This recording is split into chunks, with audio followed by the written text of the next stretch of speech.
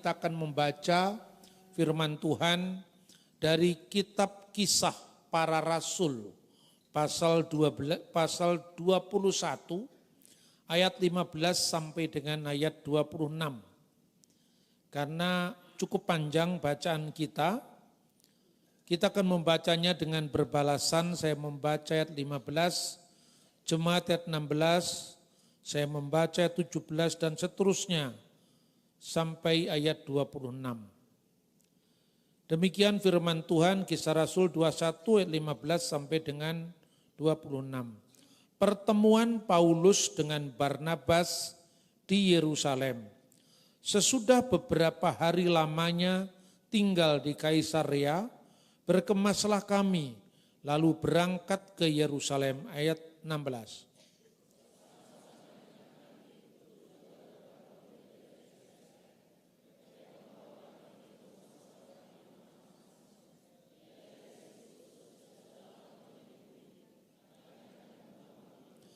Ketika kami tiba di Yerusalem, semua saudara menyambut kami dengan suka hati.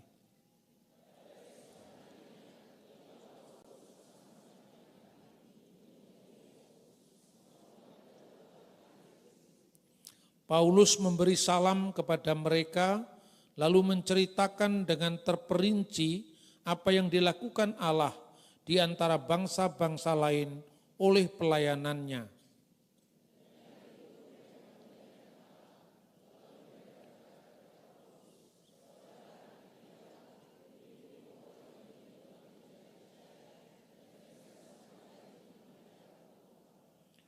Tetapi mereka mendengar tentang engkau, bahwa engkau mengajar semua orang Yahudi yang tinggal di antara bangsa-bangsa lain untuk melepaskan hukum Musa, sebab engkau mengatakan supaya mereka jangan menyunatkan anak-anaknya dan jangan hidup menurut adat istiadat kita.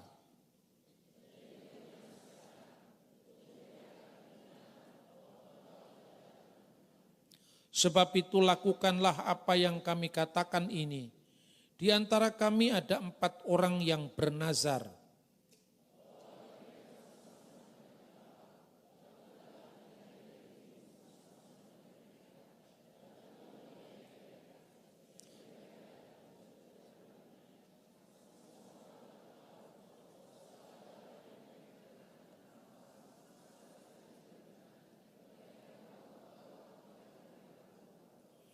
Tetapi mengenai bangsa-bangsa lain yang telah menjadi percaya, sudah kami tuliskan keputusan-keputusan kami, bahwa mereka harus menjauhkan diri dari makanan yang dipersembahkan kepada berhala, dari darah, dari daging binatang yang mati dicekik, dan dari percabulan.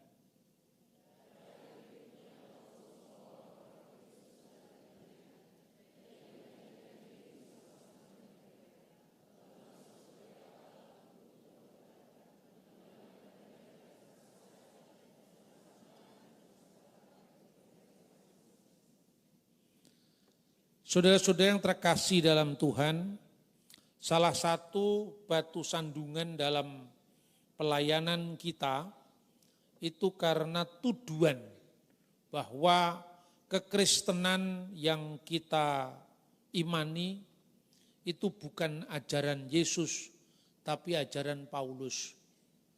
Salah satu yang mereka tuduhkan, katanya Yesus disunat. Kenapa orang Kristen tidak disunat? Yesus tidak makan babi, kenapa kekristenan orang Kristen sekarang makan babi? Ini tuduhan yang sering sekali muncul, bahkan di dunia medsos itu ramai sekali. Karena itu kita mesti melihat sejarah dari awal mula kekristenan berkembang. Sebelum kita masuk kepada ayat-ayat yang berkaitan dengan pembahasan ini, saya ingin sampaikan introduction-nya dulu. Tentang apa? Tentang sejarah gereja mula-mula. Kalau kita membaca kitab Kisah Para Rasul, Bapak Ibu, Di sana ada 2 pusat gereja mula-mula.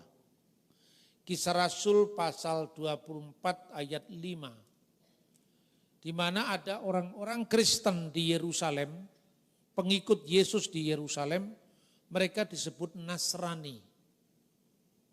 Paulus disebut salah seorang dari pemimpin sekte Nasrani. Apa kata Nasrani terjemahan dari bahasa Indonesia, dari bahasa Arab, yang diterjemahkan dari bahasa Ibrani, Nosrim. Nosrim itu artinya pengikut Yesus orang Nazaret. Lalu Kisah Rasul 11 ayat 26, untuk pertama kali murid-murid Yesus disebut Kristen, itu di Antioquia.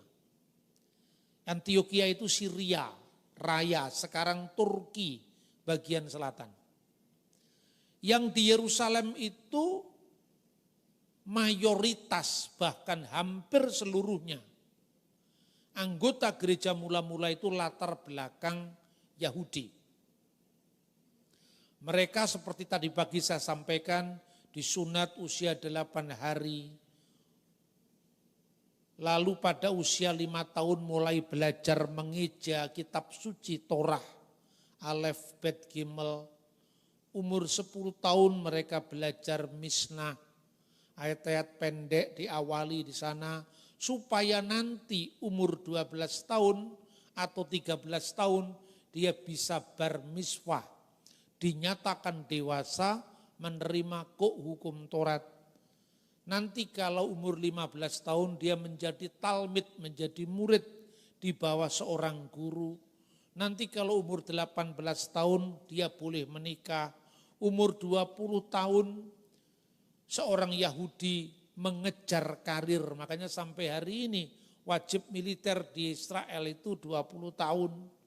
Nanti umur 30 tahun berdasarkan bilangan pasal 4 ayat 3 baru boleh muncul pelayanan di depan umum.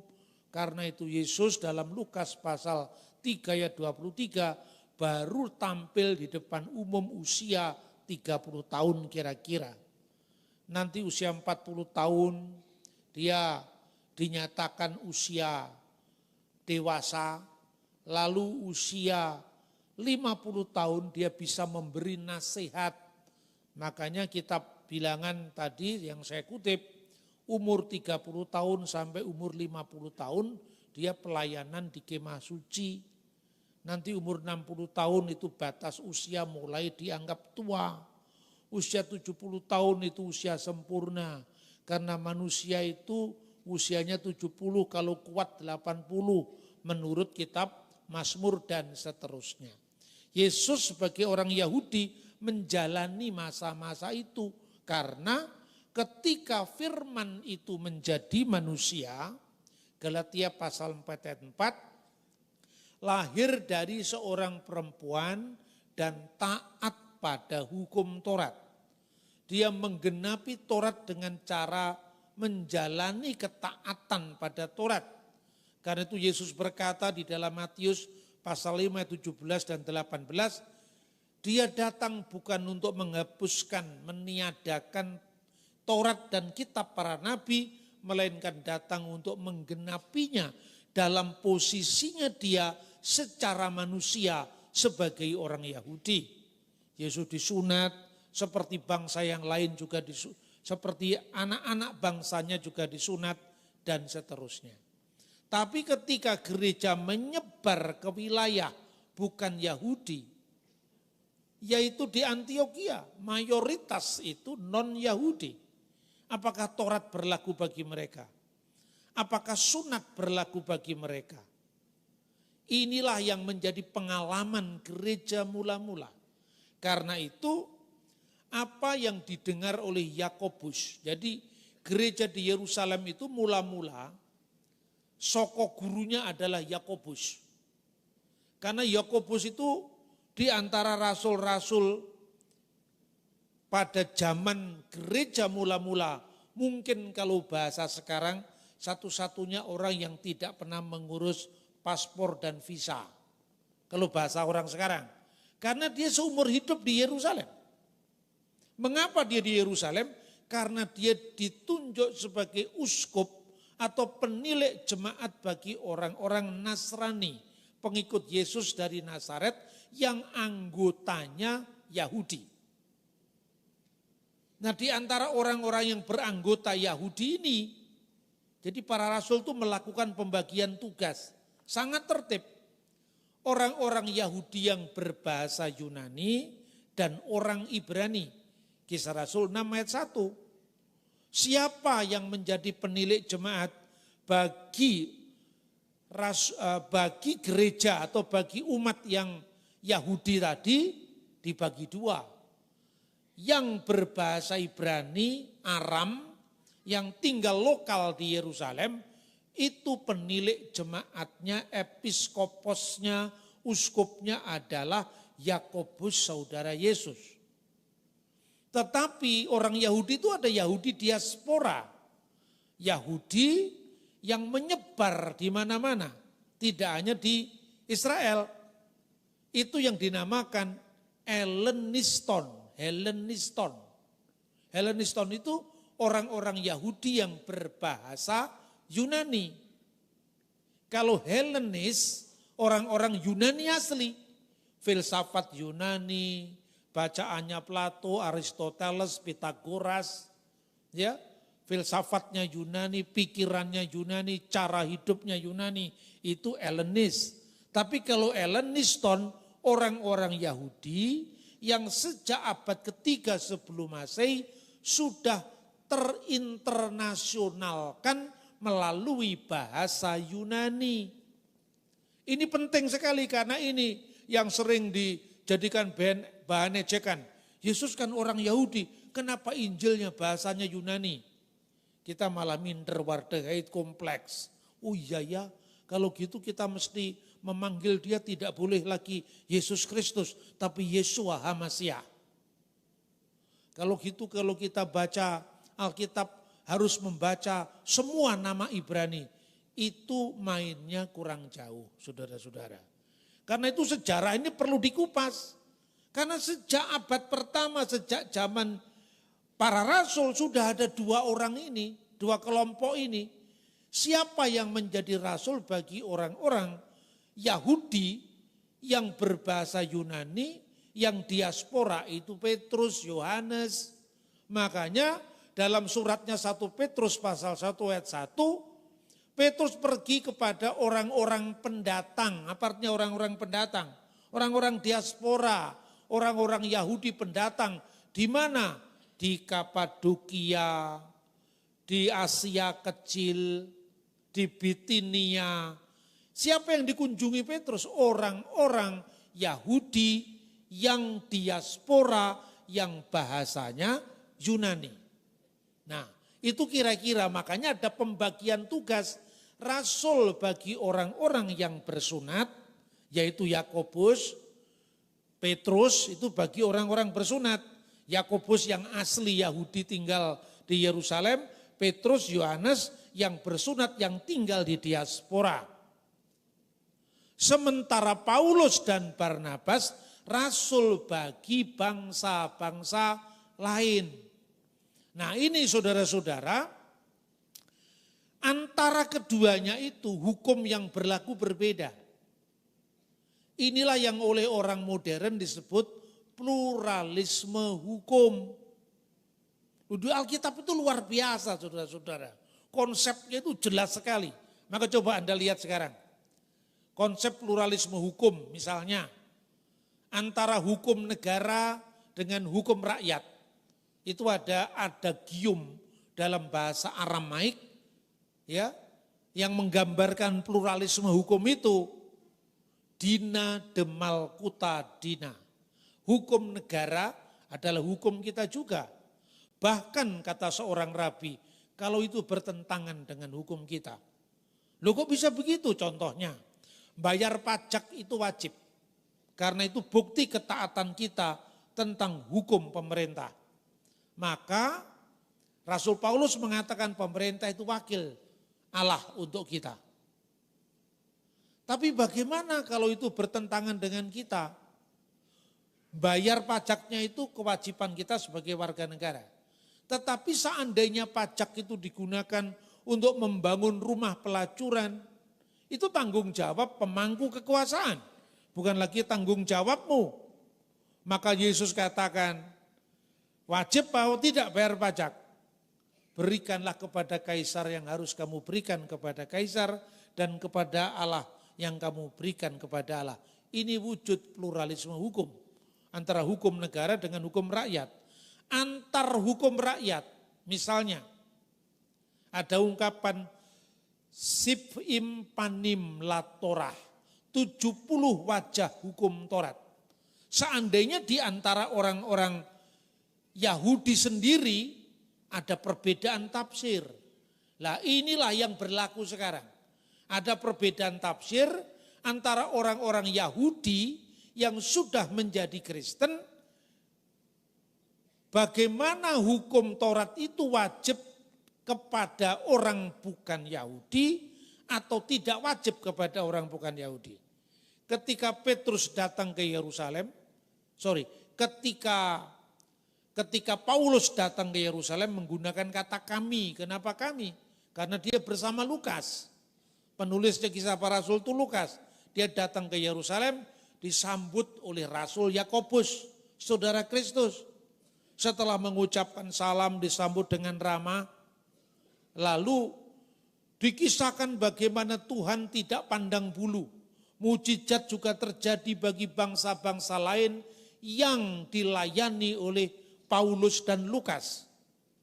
Tapi kemudian Yakobus mengatakan, saudaraku, kamu datang ke sini.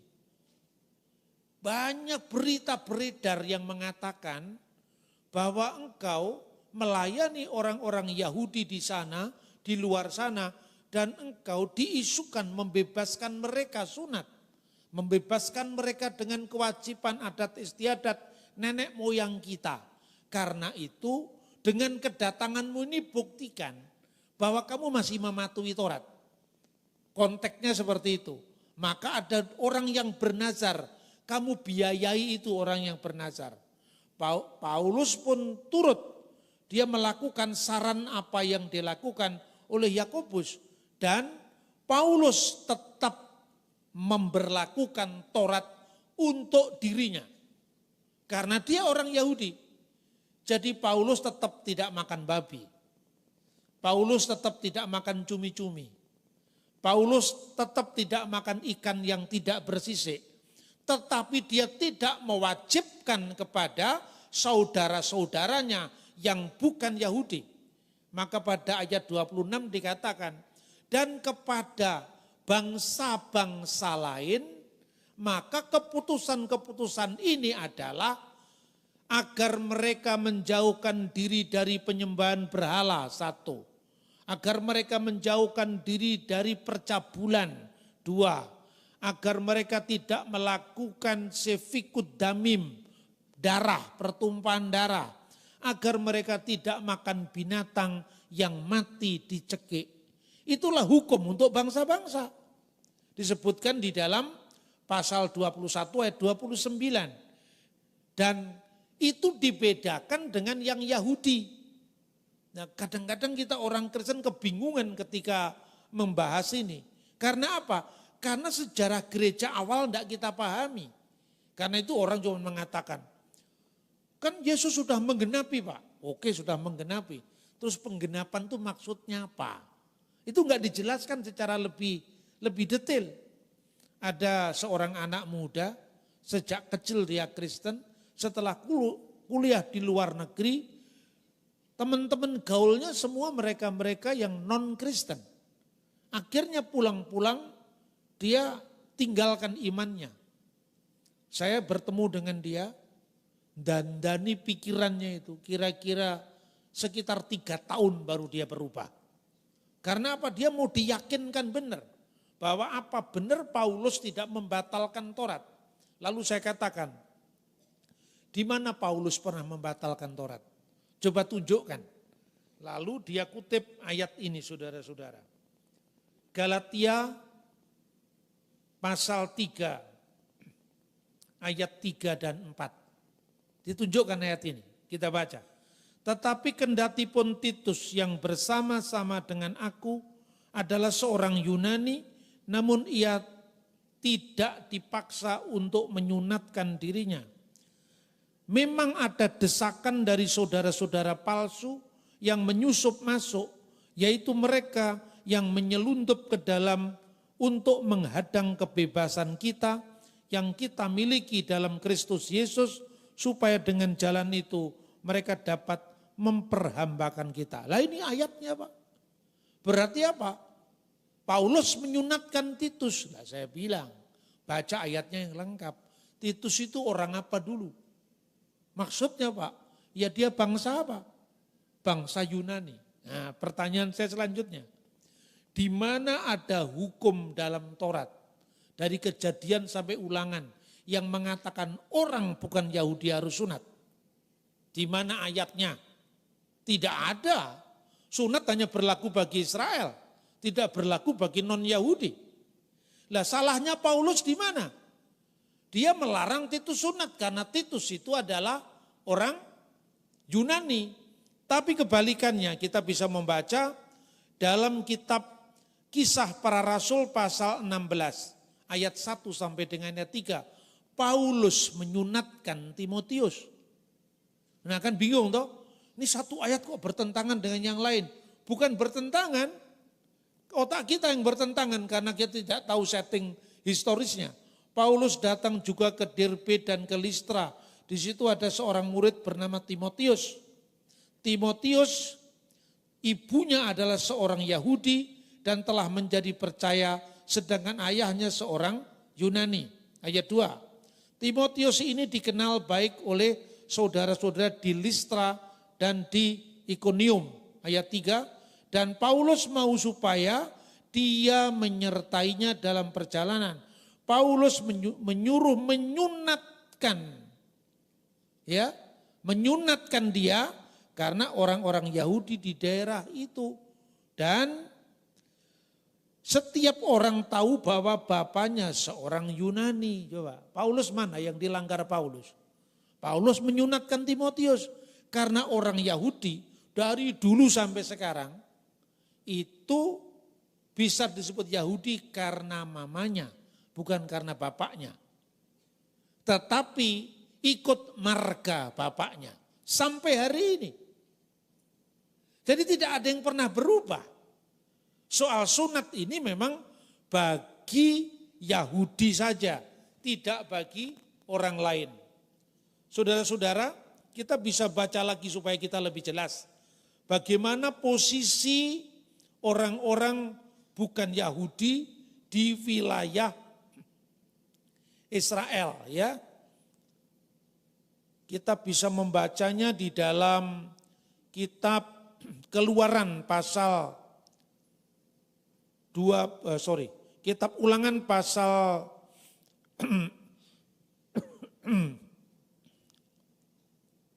saya tunjukkan dulu ayatnya ya.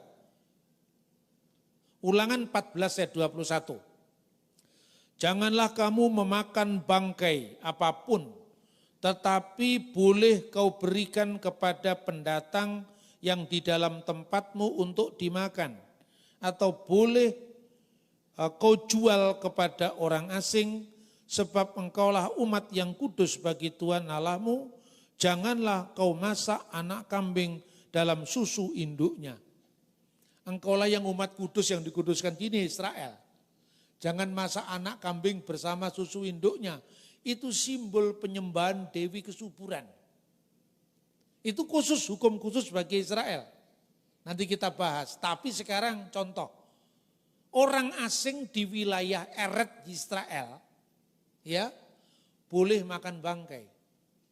Bangkai itu bukan bangkai busuk, itu bukan maksudnya.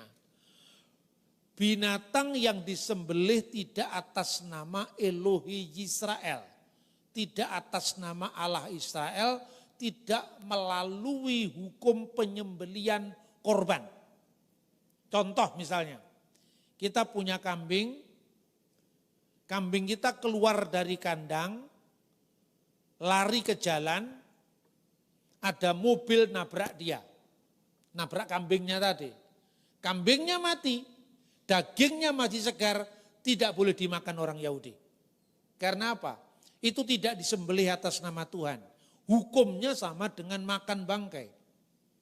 Tapi boleh kamu berikan kepada orang asing di pintu gerbangmu. Orang asing yang masuk ke wilayah Israel. Lah kenapa? Mereka tidak terikat pada hukum Israel. Karena mereka orang asing. Atau kalau kamu tidak mau rugi, kamu jual ke dia. Iya kan? Terus Israel diperingatkan lagi.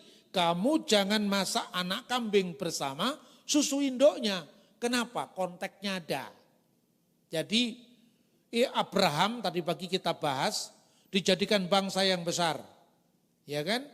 Kemudian karena janjinya sebagai bangsa yang besar dia tidak boleh takut dengan kesuburan rahim anak cucunya. Israel dijamin akan jadi bangsa yang besar.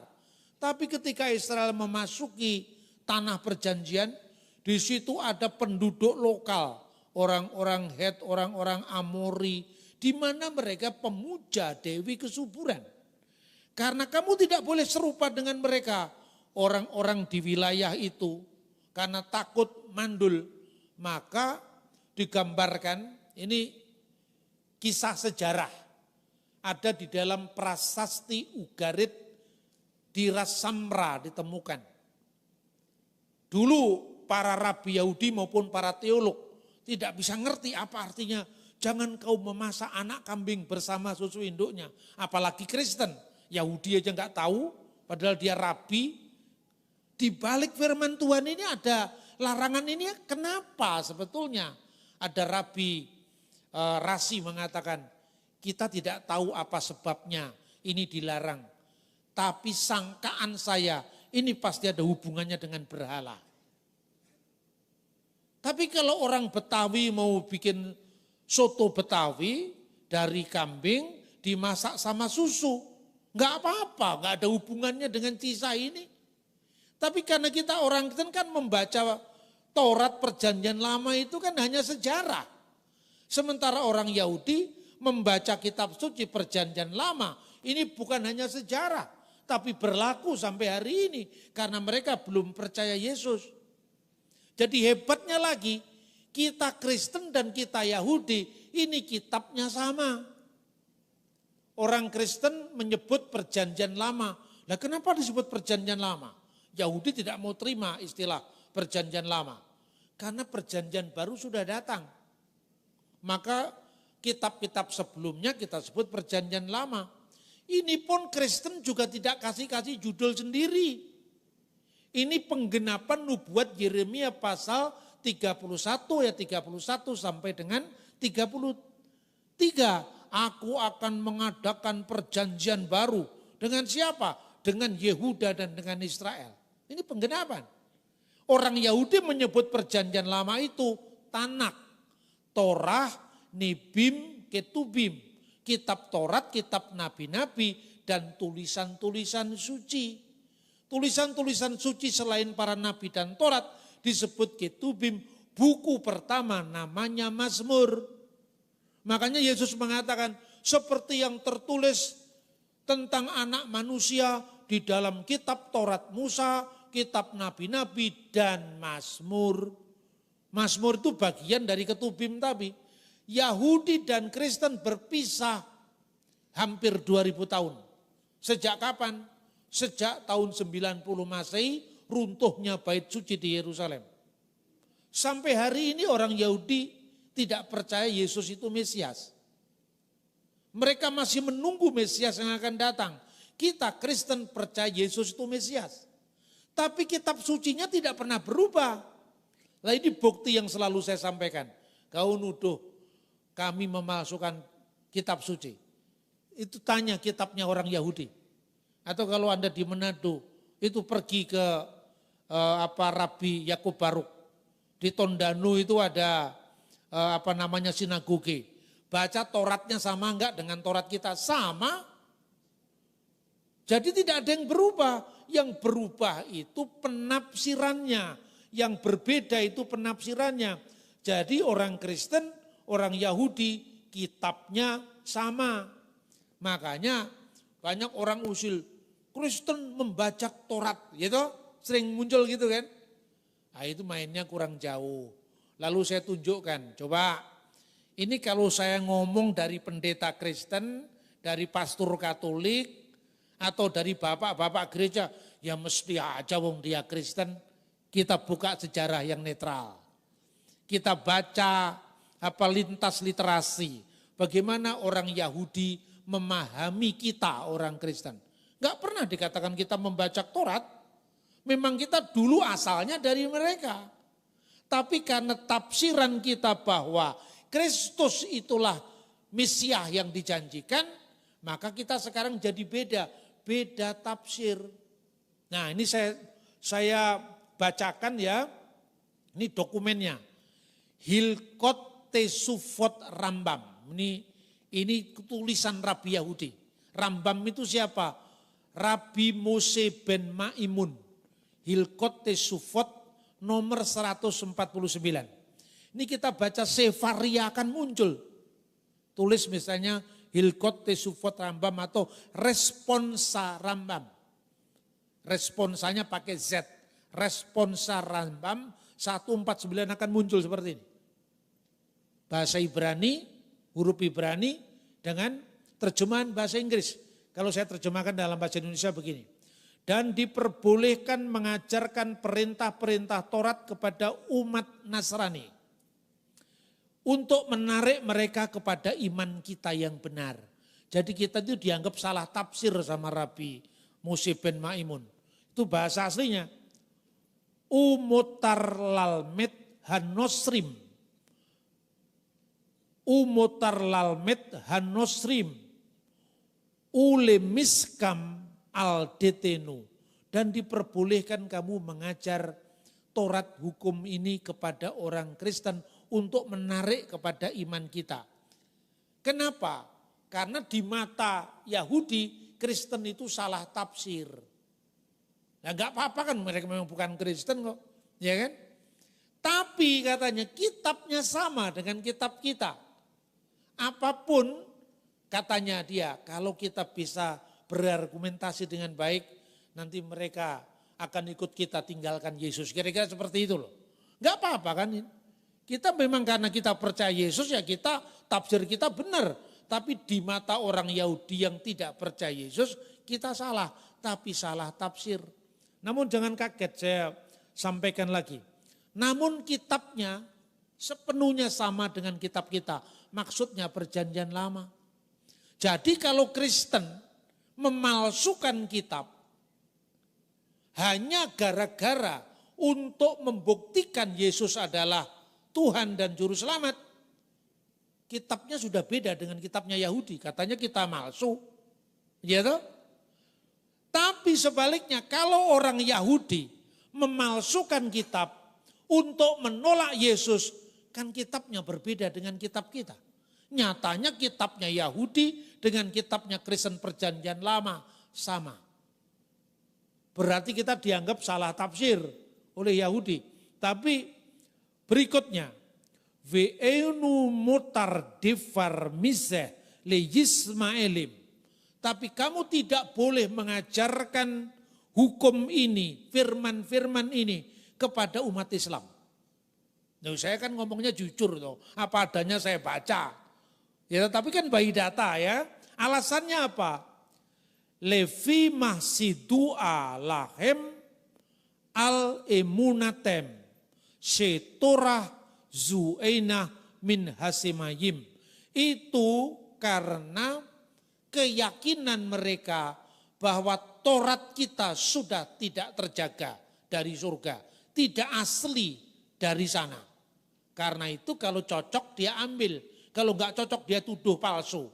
Makanya Rabi Rambam menyelamatkan Taurat dari tuduhan pemalsuan. Maka jangan kamu bicara Taurat dengan mereka. Ini fair, ini jujur kan. Saya tunjukkan dokumennya. Jadi enggak benar kalau Kristen membaca Taurat. Rabi Yahudi aja mengakui kitab pengikut Taurat. Cuman salah tafsir. Jadi kalau disimpulkan di mata Yahudi ini. Kristen itu salah tafsir, Islam itu salah kitab.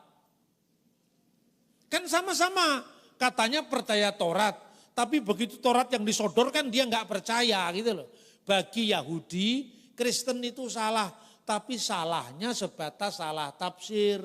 Kalau Islam itu salah kitab, karena itu zamannya Rambam ini nggak boleh mengajarkan Taurat kepada Muslim. Anda cek sendiri. Responsa Rambam 149. Sefaria akan muncul. Di mata orang Islam juga boleh menilai. Bagi orang Islam, Yahudi itu setiap dia membaca Ghairil Maghdubi alaihim waladdolin. Jadi Yahudi itu Maghdubi alaihim, yang dilaknat oleh Allah. Kalau Kristen itu dolin, sesat dari jalan Islam, ya. Wa humun nasoro aladina dolu anil Islam, katanya. Jadi kalau Kristen itu sesat, Yahudi itu enggak sesat tapi dimurkai Tuhan. Itu perspektif Islam. Kan boleh-boleh saja namanya menilai kok. Karena dia orang Islam ya memahami dari sudut pandang Islam. Enggak usah kita harus debat-debat, ancam-mengancam, enggak usah. Tunjukkan aja ini perbedaannya. Kalau di mata Yahudi, Kristen salah tafsir, Islam salah kitab. Di mata Islam, Yahudi dilaknat Allah, Kristen sesat. Di mata Kristen, gantian kita yang menilai kan? Kan boleh, ya kan? Kan kita sudah dinilai, lah kita kan juga boleh menilai orang lain. Menunjukkan identitas kita itu bukan pelanggaran hukum. Kita ini Kristen gak usah basa-basi lah. Kami ini sama, yang gak sama juga banyak. Kan sekarang dialog antar agama itu cuma cari sama-samanya. Itu dialog yang tidak dewasa. Dialog yang dewasa itu berani mengemukakan perbedaan namun kita tidak bermusuhan. Tidak sama tapi kita bisa bersama-sama. Di mata kita orang Kristen, bagaimana Yahudi? Yahudi itu umat Tuhan dalam penantian. Karena masih menanti juru selamat. Tapi kitabnya sama dengan kita.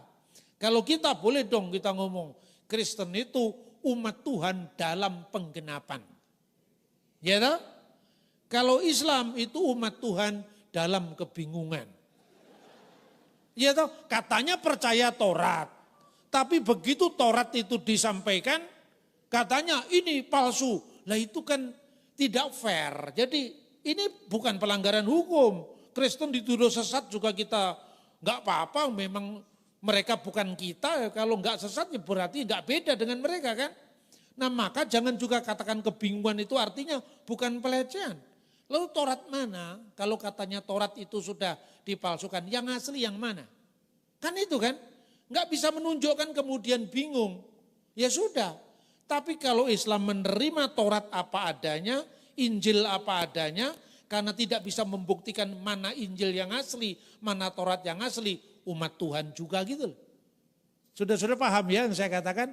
Di mana dialog itu jujur mengakui perbedaan. Nah, yang terakhir sekarang. Ketika dalam kunjungan Rasul Paulus ke Yakobus, mereka membagi tugas. Maka ada rasul bagi orang bersunat, rasul bagi orang tidak bersunat. Karena dalam posisi itulah maka supaya tidak menimbulkan syak wasangka bahwa kamu sudah meninggalkan Taurat, bahwa kamu sudah melarang sunat bagi orang-orang Yahudi di perantauan. Sekarang kamu ikut membayar nazarnya beberapa orang ini, dan kamu mesti menyucikan diri di sana sesuai dengan orang Yahudi karena kita memang Yahudi. Tetapi bagi orang bukan Yahudi dibacakan putusan-putusan itu. Apa itu? Dilarang menyembah berhala. Kedua, dilarang makan binatang yang mati dicekik. Ketiga, larangan darah. Keempat, percabulan. Itu hukum apa yang dimaksud oleh 4 hal yang dikutip di sini? Itulah yang disebut perjanjian Nuh. Itu istilah Kristennya. Ada perjanjian Adam, sudah dilanggar, manusia jatuh ke dalam dosa. Perjanjian Nuh, ketika bahtera itu dibuat, ya, kemudian suruh mana yang koser dan yang tidak koser, mana yang tahir, mana yang tidak tahir, taruh di kapal. Setelah badai reda, setelah banjir reda, tinggal 8 orang di situ, Tuhan memberi hukum. Kutaruh busurku di atas awan sebagai perjanjian antara aku dan seluruh bumi. Semua yang bergerak boleh kamu makan. Terus orang kritik ke saya, wah Pak kalau semua boleh dimakan, yang bergerak juga termasuk kapal selam. Apa kapal selam boleh dimakan? Enggak seperti itu, yang bernafas maksudnya. Tapi plus tumbuh-tumbuhan itu zaman Nuh. Tidak ada larangan babi, tidak ada larangan onta, tidak ada larangan ikan yang tidak bersisik, tidak ada larangan kelinci. Clear, semua jelas. Saudara-saudara, itulah hukum Nuh. Dan ini yang berlaku bagi non-Yahudi.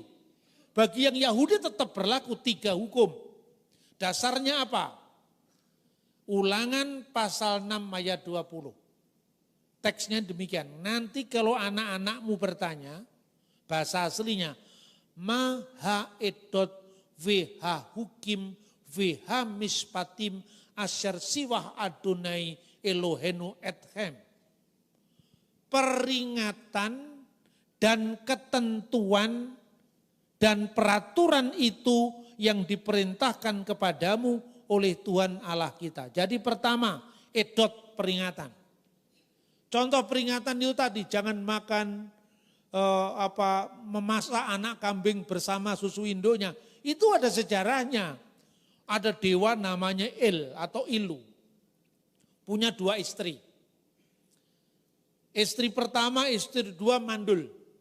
Lalu dia bikin upacara, memotong bayinya kambing, anak kambing, dimasak sama susunya dan produk itu kejunya.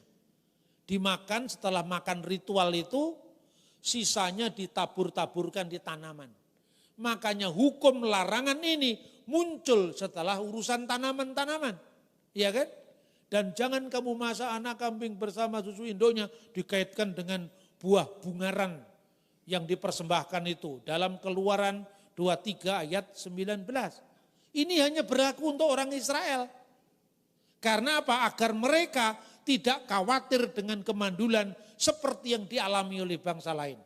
Prasasti Ugaritnya sudah ditemukan sekarang. Jadi para rabi sekarang, oh iya ternyata benar dugaan saya bahwa ternyata dilarang itu karena ada kaitannya dengan berhala. Kemudian lagi Sabat. Nah kita baca ayatnya lagi tentang Sabat. Bagaimana kalau orang-orang Israel menghadapi saudara-saudara mereka yang tinggal di wilayah mereka yang disebut Ger, orang asing. Kita bisa membaca kitab Ulangan 6, kitab Keluaran, sebentar.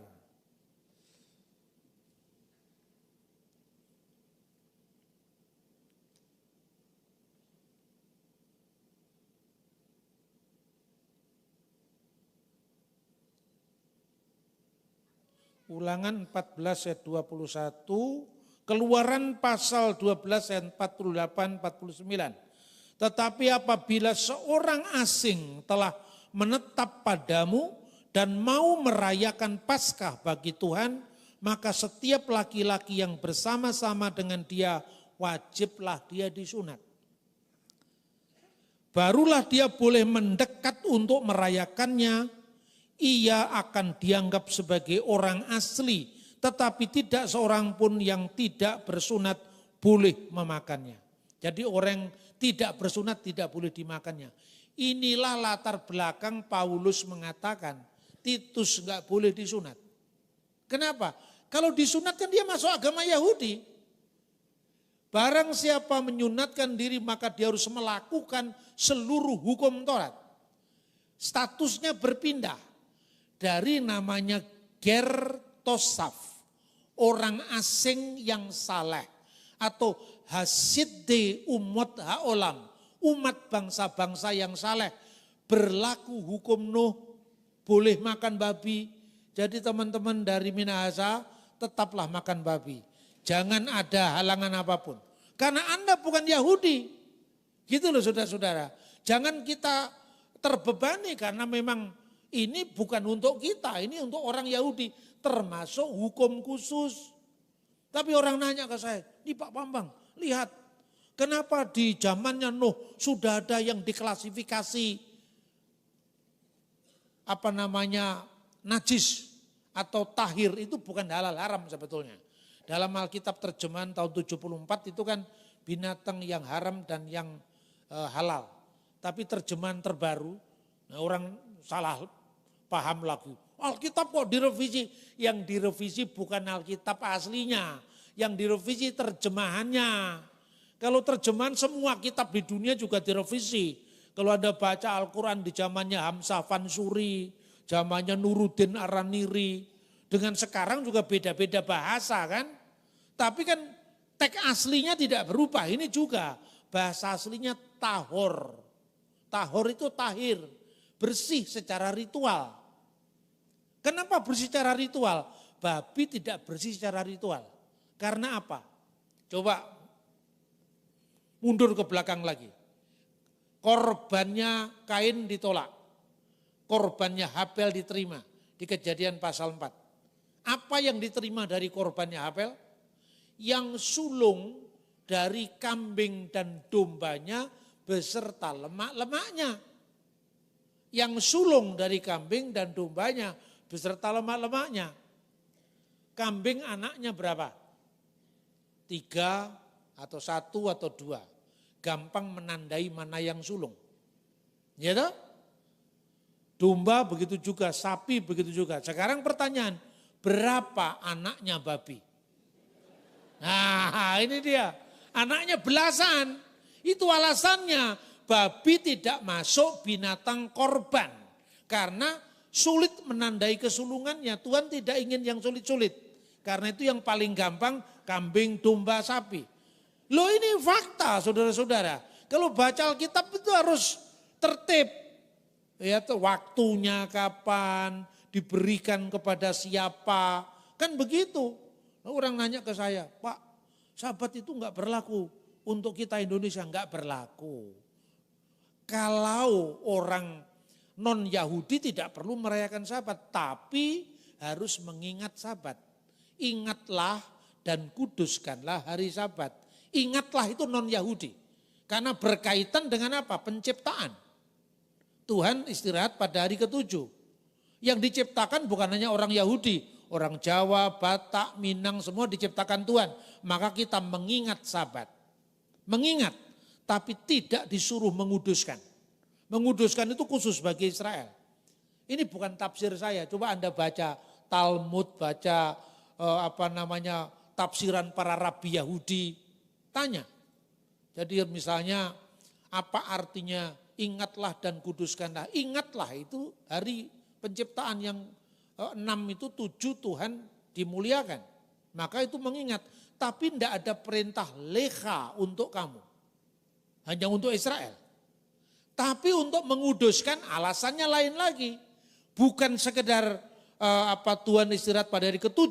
Tapi kamu dituntun dari tanah Mesir. Ya toh? Sekarang pertanyaannya, akulah Tuhan Allahmu yang membebaskan kamu dari tanah Mesir, dari tempat perbudakan. Ini Pak ayatnya, iya. Apakah bangsa kita dibebaskan dari tanah Mesir dari Fir'aun? Enggak. Yang dibebaskan dari Mesir kan Israel, kita dibebaskan dari Indonesia, dari Belanda. Orang Indonesia dibebaskan dari Belanda, enggak berlaku. Ini hukum itu kan punya alasan. Alasan ini dilarang karena apa? Itu namanya konsideran. Itu loh. Jadi Alkitab itu ditelaah secara hukum ya menarik juga. Ya kan? Karena apa? Berlakunya hukum itu karena faktor apa dulu? Ini yang tidak banyak dibahas dalam konteks kajian Torah. Karena apa? Bagi kita orang Kristen, Torah itu kan hanya sejarah. Bagi orang Yahudi, Torah itu ya bahan untuk mengajar pendidikan kepada Talmud, tapi Torah itu juga hukum yang berlaku secara positif. Kita kalau baca perjanjian lama bukan hanya sambil lalu tapi sambil lari. Makanya hal-hal yang penting kita tidak pernah bahas. Jadi ketika orang disunat, dia sudah jadi ger sedek. Ger sedek itu proslit masuk agama Yahudi. Nah makanya Paulus katakan, oke, yang non Yahudi percaya Yesus langsung dari hukum Nuh kepada Kristus. Dari perjanjian Nuh langsung ke perjanjian baru. Kalau kamu dipanggil sebagai Yahudi, kamu tetap Yahudi dari hukum Musa ke hukum perjanjian baru. Dari hukum Musa ke hukum Kristus. Dari perjanjian Musa ke perjanjian Kristus. Ini pluralisme hukum. Makanya dengan demikian, apa sih yang namanya hukum Nuh? Terakhir ayatnya kita baca. Di dalam Kisah Rasul, ini istilah hukum Nuh itu sudah diakui oleh Kongres di Amerika sebagai etika yang mengikat agama-agama, keyakinan yang berbeda. Kita bisa membaca Kisah Rasul pasal 15 ya. Kisah Rasul pasal 15 ayat 19 sampai dengan 21. Sebab itu aku berpendapat, ini Rasul Yakobus yang bicara, yang menyuruh Paulus untuk membuktikan bahwa dia tetap Yahudi tadi. Sebab itu aku berpendapat bahwa kita tidak boleh menimbulkan kesulitan bagi bangsa-bangsa lain. Jadi konteksnya bangsa-bangsa lain selain Yahudi. Satu, yang berbalik kepada Allah. Berbalik kepada Allah itu pertobatan. Hormat kepada nilai-nilai kerohanian. Inilah yang oleh orang Yahudi disebut Gelilat Hashem. Tidak menyangkal Tuhan. Ya, satu.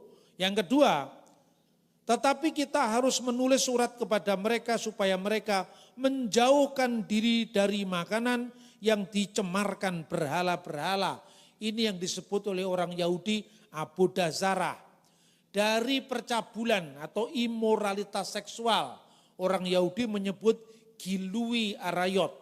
Dari daging binatang yang mati dicekik, orang Yahudi menyebut, tadi soal bangkai tadi loh, orang Yahudi menyebut sebagai Efer min Hakai. Karena apa? Orang non-Yahudi sebisa mungkin kalau dia menyembelih korban, korbannya tidak sakit dan darahnya tidak tersisa di dalamnya. Karena itu simbol nyawa makhluk ada dalam darahnya. Orang Yahudi menyebut Efer min Hakai, dan dari darah, sefikut damim. Ayat 21, sebab sejak zaman dahulu hukum Musa diberitakan di tiap-tiap kota, dan sampai sekarang hukum itu dibacakan tiap-tiap hari Sabat di rumah-rumah ibadat. Hukum Musa mengatur dua hal. Kejadian 9 mengatur hukum Nuh bagi bangsa-bangsa lain. Kemudian Imamat pasal 11 dan seterusnya, banyak ayat yang lain khusus bagi Yahudi. Jadi kalau ada orang masuk ke sinagog atau ke rumah ibadat, bisa mendengarkan firman, bisa mendengarkan khotbah. Tapi ketika di bait Allah, dia harus ikut ritualnya Sabat, ritualnya Paskah, maka dia disunat dulu. Tidak boleh orang yang tidak bersunat ikut ritualnya Yahudi, dalam hal ini adalah Paskah. Alasannya sangat clear, sangat jelas. Makanya saya bilang, marilah Indonesia.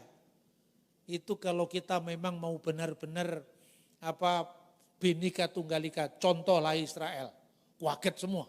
Kenapa dicontoh Israel? Mereka tidak punya Pancasila, pluralisme hukum lebih jelas. Kalau Anda mau datang ke Yerusalem, Tiberias, daerah-daerah yang mayoritas Yahudi, Anda boleh masuk KFC atau McD, itu ada tulisannya, McD yang warna biru, tulisannya kosher, boleh dimakan, halal bagi Yahudi. Yang warna merah tertulis low kosher, tidak boleh dimakan bagi Yahudi. Kenapa enggak boleh dimakan?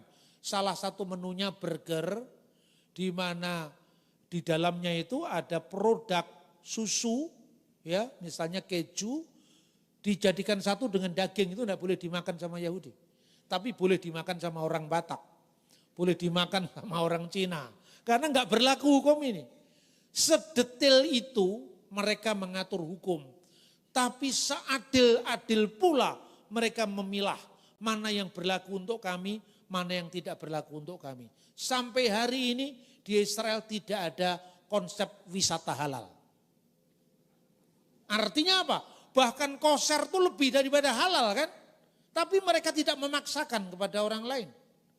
Kosher itu lebih daripada halal. Karena kalau Islam makan onta kan boleh. Makan kelinci boleh. Bahkan orang-orang Arab, tidak semua orang Islam, minum kencingnya unta juga boleh. Kalau Yahudi jangankan kencingnya, dagingnya aja nggak boleh dimakan. Ya toh? Tapi mereka tidak punya konsep yang namanya wisata halal. Bung Karno, saudara-saudara, ketika merancang bangun konsep kebangsaan Indonesia, tidak hanya pada urusan cara berpakaian. Ini batik Jawa, ini udeng Bali misalnya. Atau ini pakaian Minahasa, ini pakaian Batak, ini ulos. Tidak hanya soal adat istiadat, bahasa daerah, tapi juga selera perut. Makanya tahun 1967, Bung Karno menerbitkan buku yang editornya J.J. Rizal.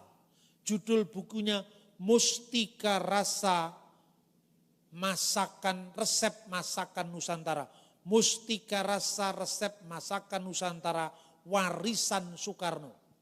Ada 1.600 resep masakan Nusantara. Lihatlah gudeg di Jogja, itu khas Jogja. Lihatlah rawon di Jawa Timur, khas Jawa Timur. Lihatlah papyong di Toraja, khas Toraja. Tidak dihapus. Sekalipun papyong itu daun mayana dicampur babi. Karena memang untuk orang-orang Toraja itu kekhasan mereka. Anda lihat bagaimana makanan di Padang, ya, itu ada rendang, itu kekhasan Padang.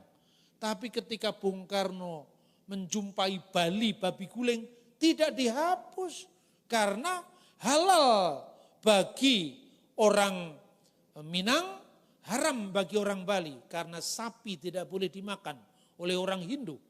Tapi babi boleh dimakan oleh orang Hindu. Ketika lihat Minahasa, di sana ada babi toreh. Ya, bahkan katanya yang namanya rage itu asalnya dari ucapan syukur, ya. Yang artinya itu khas Minahasa. Bhinneka Tunggal Ika itu tidak hanya diturunkan dari berhenti di kepala kita, ideologi kita, tapi harus turun ke perut. Jangankan 1 generasi, 10 generasi pun tidak bisa menghilangkan rage atau babi toreh Minahasa. Tidak bisa menghilangkan babi guling Bali. Tidak bisa menghilangkan rawon Jawa Timur. Tidak bisa menghilangkan rendangnya orang Minang. Tidak pula bisa menghilangkan yang namanya gudegnya Jogja. Tapi kita ini harus menjadi satu. Bukan sekedar satu bangsa dengan segala kompleksitasnya budaya tetapi juga makanannya. Karena itu marilah kita satu tapi ingatlah dalam kesatuan ada keberagaman. Dalam Tunggal Ika ada Bhinneka, tetapi kita tidak sama agama kita, tafsir kita, tetapi kita mesti satu. Satu seperti satunya 5 jari dalam satu kepalan. Merdeka! Nah begitu saudara-saudara. Ini pesan Alkitab sekaligus pesan kebangsaan. Akhirul kalam, hai orang Minahasa, tetap kerjakanlah apa yang kamu anggap baik dari budayamu. Tetap rage-rage, harus tetap setiap hari menjadi korban bakaran bagi rakyat Minahasa, bagi orang Bali, bagaimanapun juga, karena Indonesia itu Bhinneka Tunggal Ika Bung. Kita tidak bisa memaksakan satu hukum agama, satu selera makanan kepada perut yang tidak bisa memakannya. Tuhan memberkati kita, amin.